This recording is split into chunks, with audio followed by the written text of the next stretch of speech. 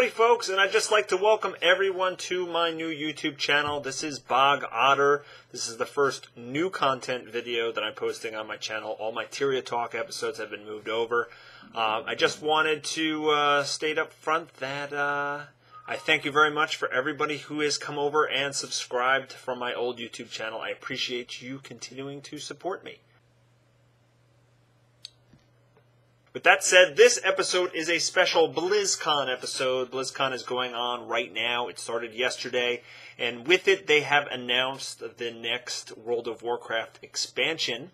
So I'd like to dedicate an episode to talking about a couple of the high-level points of interest and give you some of my personal opinions and impressions about it. And for those of you who are way into Guild Wars and Guild Wars 2, there are some things in there that correlate. So let's get into it. So they have announced that the expansion is called the Mists of Pandaria. It is a Panda expansion.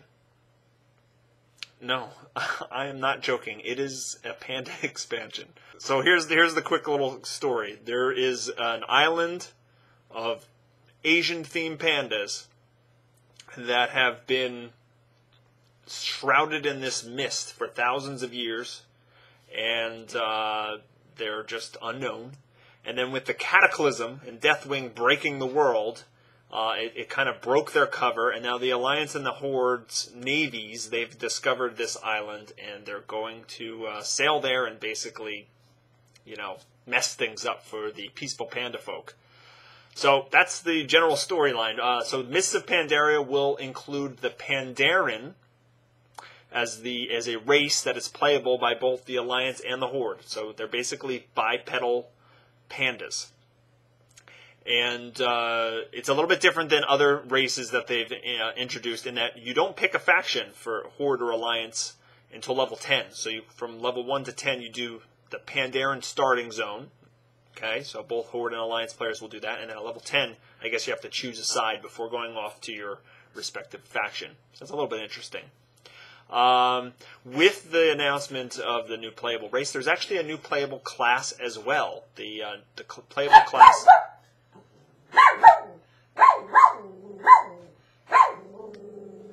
Really? Really? Hey, you with the fur. Shush. Okay, let's try this again.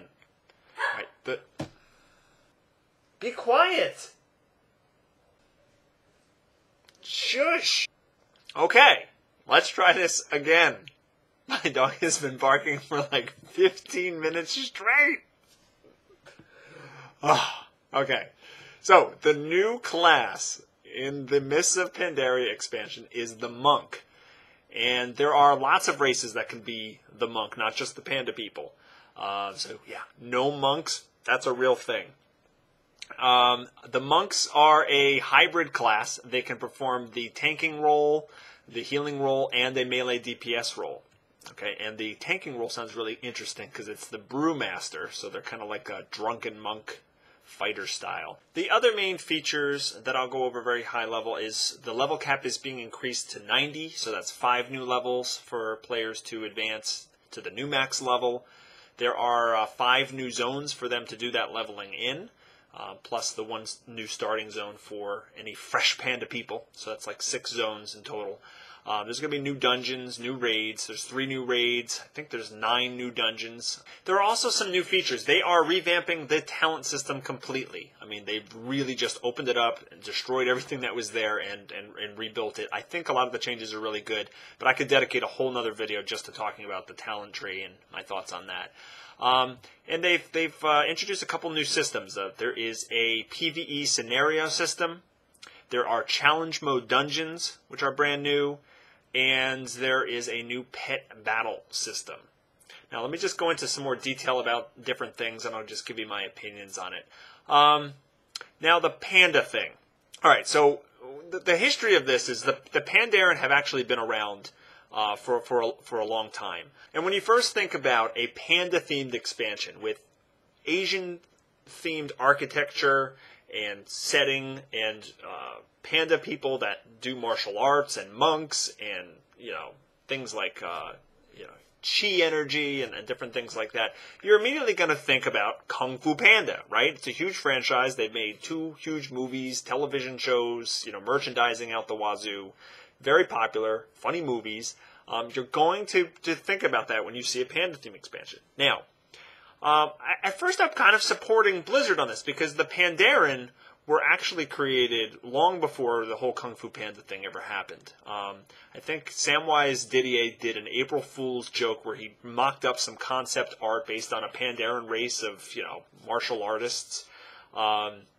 And he posted it on the Blizzard website, and it was like a big joke for April Fools. But the fans' reaction to it was so strong and so popular that they actually started creating, they started showing up in the Blizzard games. Warcraft 3 had a couple of units here and there, and they actually became part of the lore. They wrote them into the world of Azeroth and whatnot. So it's funny because it started as a joke and it's been built in, and so you can make the case that, okay, Blizzard's had the Pandaren for, a long time. Kung Fu Panda, might not have stolen the idea from them, but they certainly popularized the idea of Kung Fu type pandas.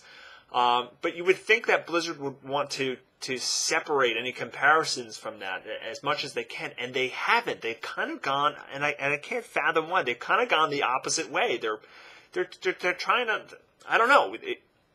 They're going to come out with this expansion. People are already going to say, hey, this looks like Kung Fu Panda. And instead of trying to separate, they're actually going for it.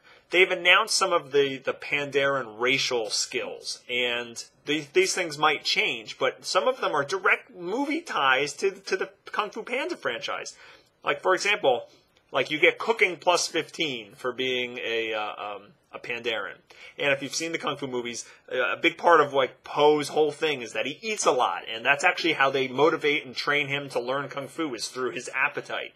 So I mean that's a small example, but it gets very specific. There is a racial skill called Inner Peace, which allows you to double the length, I think, that your rested experience points lasts. But yeah, it's Inner Peace, and that's a huge theme in both the first and the second movie. Inner Peace, and Inner Peace. Dustin Hoffman, Master Shifu, anyone? Inner Peace. So they named it Inner Peace. And they also made a trait called Bouncy, which makes them take less falling damage. And the entire movie, both movies, Po is just bouncing on his enemies, falling off things, never getting hurt because he's so bouncy. So they made the racials a direct tie-in to the movie franchise. Hello, what are you thinking? Why would you do that? I don't get it. I don't get it. Oh, can you tell I don't get it? You look at the screenshots. They are amazing architecture. The artwork looks awesome. I like the music. The Asian theme is cool. I like all of that. I just don't. I want it to feel like World of Warcraft. I don't want it to be Kung Fu Panda the MMO, and that's just how I feel. I feel that's what they're making. It's Kung Fu Panda.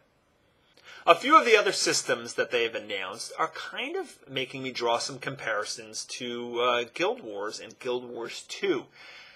Blizzard is smart. They want to protect their franchise, and I think that they're really starting to look at the competition and beating them to the punch on a couple of things.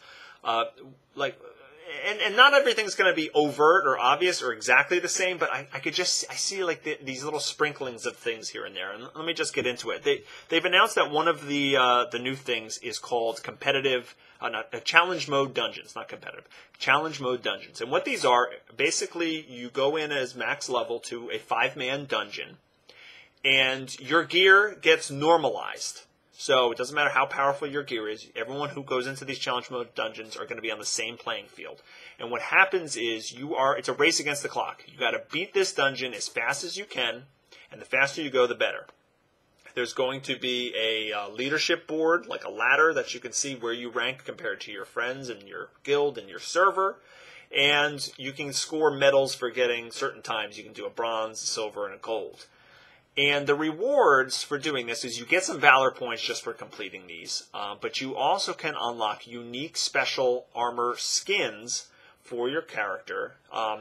And It's basically a piece of loot with no stats on it, and you can use the new transmogrification that's coming out in the next patch to basically make your statted armor look like any other armor. So you can get these unique skins for your armor just by doing these challenge mode dungeons. It sounds like a new thing that you can do at max level. It sounds pretty fun, sounds pretty cool. But the parallels, there's a lot of parallels to Guild Wars here. First of all, in the original Guild Wars, which came out around the same time as the original World of Warcraft, they had challenge missions in it, and it's the same kind of thing where you have a leaderboard, you're trying to do it as fast as possible, and you can see where you stack up. So that's a little piece that's made it into World of Warcraft now.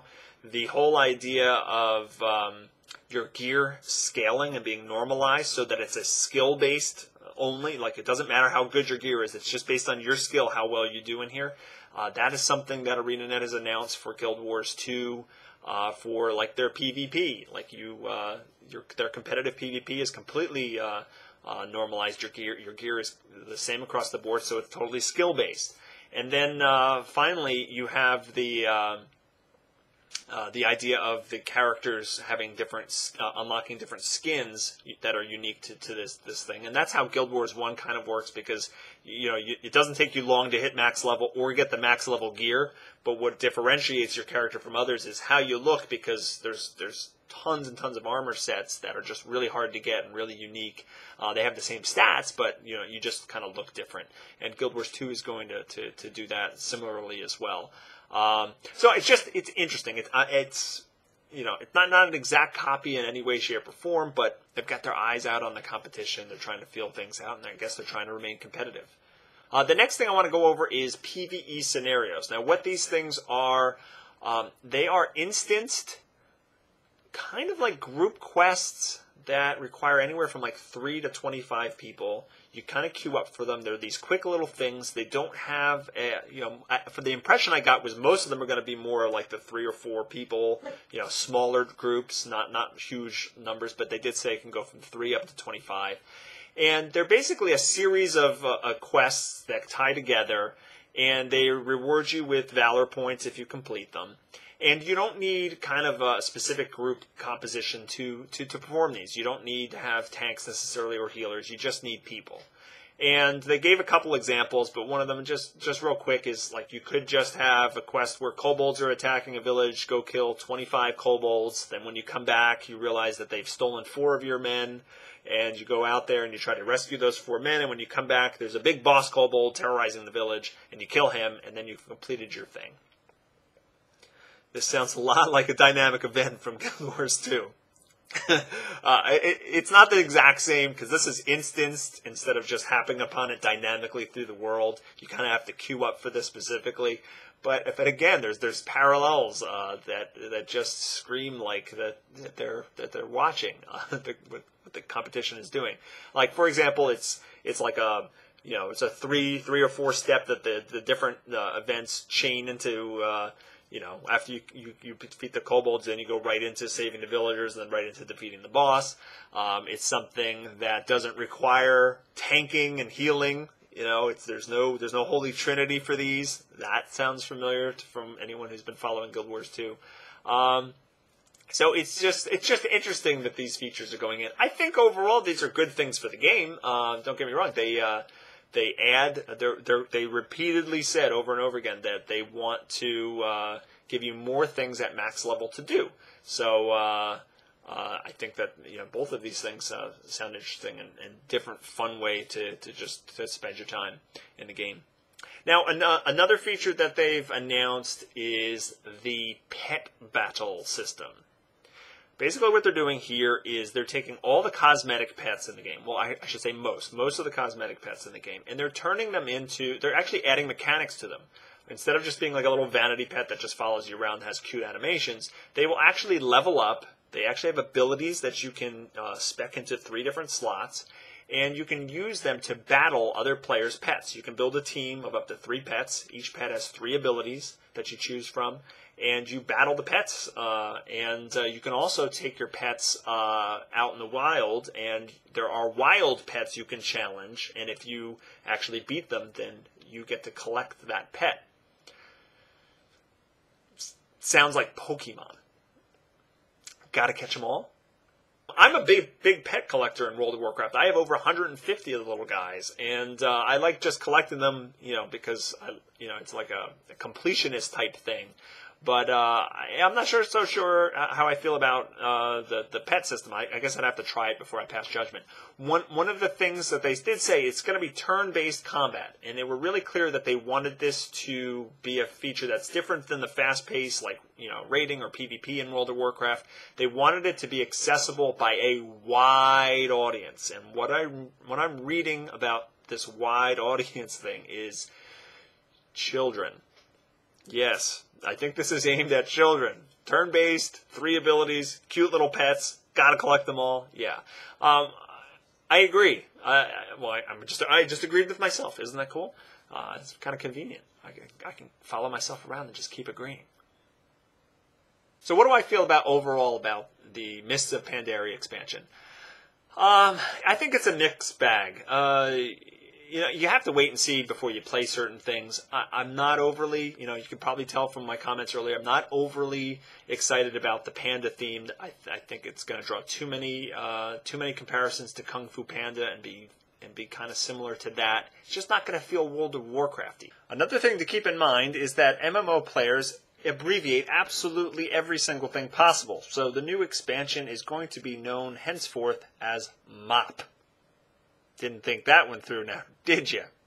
Another thing that goes along with that, they haven't announced, there's no big bad guy in this expansion. Like, you had Illidan in the Burning Crusade, you had the Lich King in the Wrath of the Lich King, you had Deathwing and Cataclysm. They've announced that there's no huge big bad boss in this that you're trying to stop. And that the real fight is going to be between the Alliance and the Horde, and they're going to try to make war between the two of them. That's the big enemy, and maybe these Panda people can kind of help find a peace between them or something. I don't know. So that's a little interesting. It's different, than going after the big bad guy. But it just, I don't know. You look at the trailers for the previous expansions, and, you walk away feeling, wow, that's epic. Oh, my goodness, we're going to fight the Lich King. Deathwing destroyed the world. Oh, my goodness. Like, everything is going crazy. And this just feels like tranquil pandas. There's just pandas. I don't know. It's hard to get excited and into it. Now, we don't have all the information yet. There, and I'm sure that Blizzard puts out really quality content and games, and it's really cool stories and different fun things for you to do. And it sounds like with all the different systems that we've gone over, that there is going to be a lot of different ways to experience World of Warcraft that we've never had before. It just left me feeling a little bit hesitant, I should say. Now, with that said, I did watch the trailers and showed the pet combat system to my kids, and they went bananas over it. They went friggin' berserk. They wanted this to come out tomorrow. So yeah, I will be playing Mists of Pandaria with my kids for sure. We will have Panda characters. We will probably be playing Panda monks, and we will go crazy over the whole pet system. So, I'm going to play it. We're going to see what happens with it. Maybe I'm wrong. Maybe it'll be the best expansion yet. So that's it for now. I probably do maybe do a couple more videos that kind of delve into some of these things a little bit deeper. But I just wanted to give you an overall impression of my thoughts from yesterday and today's announcements. So that's going to wrap up today's episode. Thanks so much for watching. As usual, you can post any questions or comments that you might have in the comments field below. And please, if you haven't already, subscribe to my new YouTube channel, this YouTube channel, Bog Otter. And that way you can get notified when future videos are released. You can also follow me on Twitter at Richie Procopio. I am also on Google+, and it's going to be a new Google+ that's tied to this YouTube channel. And that's going to be it for this time. Thanks again.